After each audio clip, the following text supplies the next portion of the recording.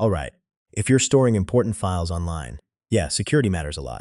In this full guide, I'll show you how to secure your files in Google Drive efficiently, step by step. First, your file security starts with your Google account. Use a strong password and enable two-step verification. Now, be careful with sharing. When you click share, only add people you trust. Choose the right permission level, viewer, commenter, or editor, depending on what access they need. Set your file access to restricted, so only specific people can open it. Try not to use anyone with the link unless absolutely necessary. It's less secure. Regularly check who has access and remove anyone who no longer needs it. Google Drive keeps version history, so you can restore previous versions if something goes wrong. You can check activity to see who viewed or edited your files.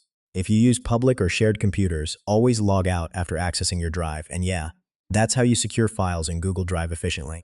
Just a few smart steps, and your data stays safe and under your control.